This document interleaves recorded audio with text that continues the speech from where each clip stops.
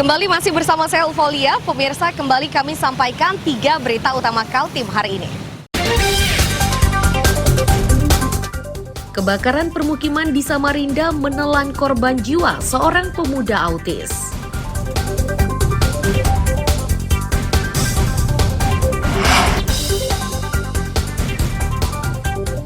Tanah rumah bergerak, warga dusun Mekar Beringin Jaya, Loajanan Kutai Kartanegara resah.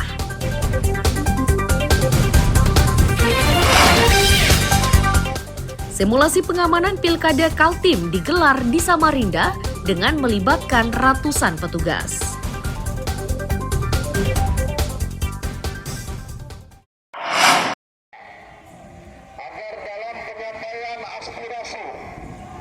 Sekelompok orang yang tidak puas dengan hasil pilkada ini mencoba menerobos barikade petugas yang bersiaga di gedung KPU Kaltim. Akan tetapi upaya tersebut tidak mudah. Itu karena barikade polisi dilengkapi dengan kendaraan water cannon.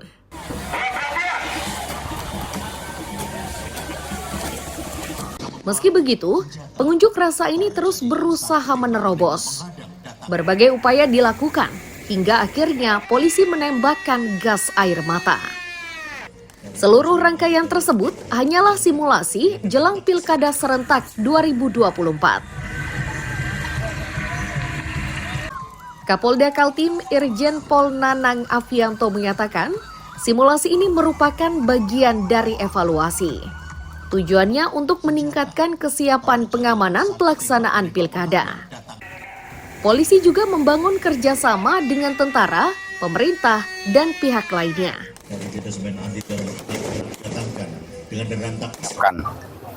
Dengan mengevaluasi hal yang sebelumnya, sehingga itu menjadi bahan masukan, sehingga menambah kesiapan kita. Dan tentunya rekan-rekan tadi sudah melihat bagaimana kita bersinergi dengan teman-teman TNI, dari Pemda, stakeholder yang lain.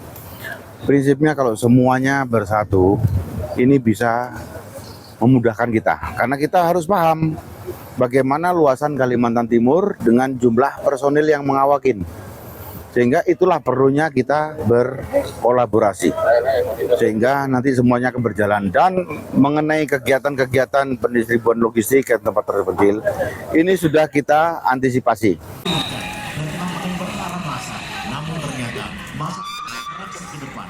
Penjabat Gubernur Kaltim Akmal Malik menilai kesiapan polisi sudah cukup matang. Dikatakannya, Samarinda mendapat perhatian serius karena akan jadi pusat penghitungan surat suara. Ini dari posko persiapan pengamanan kota yang digagas oleh Pak Kapolda Kalimantan Timur. Operatornya adalah Polresta Samarinda. Kenapa kita pilih Samarinda? Karena ini memang ibu kota. Satu. Kemudian nanti pusatnya di sini, penghitungan segala macam. Dan tadi sudah berjalan dengan sangat bagus. Kami atas nama pemerintah Provinsi Kalimantan Timur menyampaikan apresiasi dan terima kasih kepada jajaran Polda Kalimantan Timur. Semoga nanti pelaksanaan latihan-latihan yang kita lakukan bisa memberikan ketenangan kepada masyarakat. Meski berbagai kesiapan telah dilakukan, namun polisi berharap pelaksanaan pilkada serentak di wilayah Kaltim berjalan aman dan lancar. Iswanto melaporkan dari Samarinda.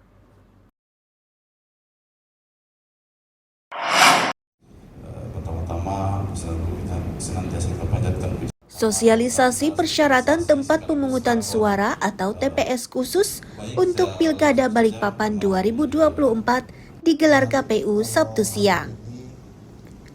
Kegiatan tersebut diikuti puluhan peserta dari perusahaan, pesantren, rumah sakit, hingga lapas.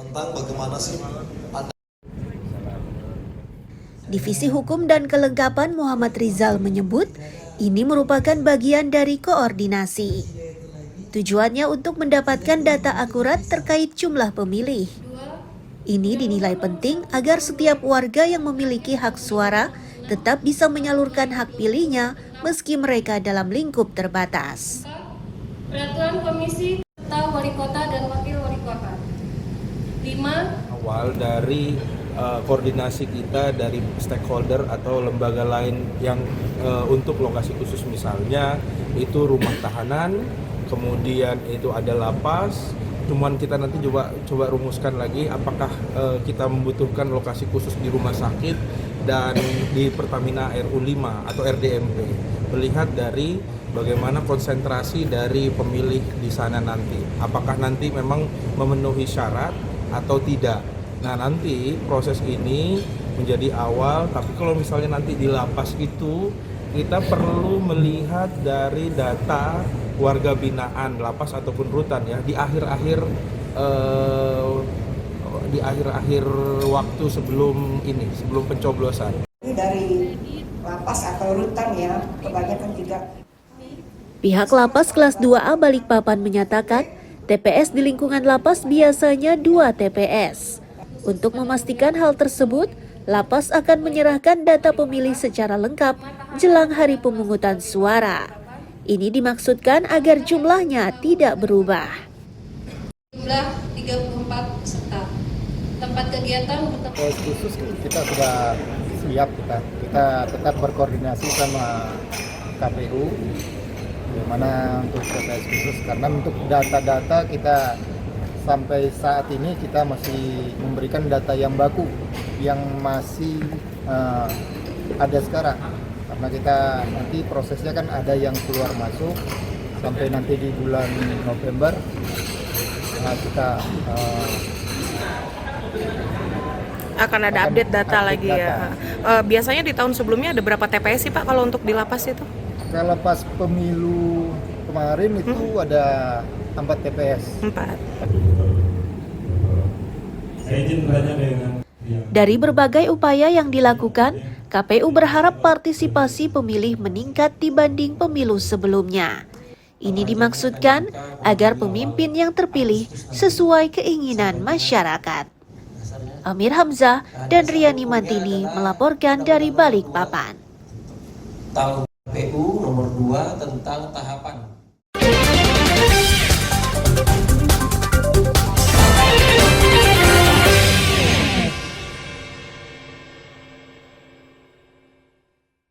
Pemirsa, berita tadi sekaligus menutup perjumpaan kita kali ini. Akhirnya, saya Eufolia beserta tim redaksi yang bertugas mengucapkan terima kasih atas perhatian Anda. Selamat pagi, selamat beraktivitas. Sampai jumpa.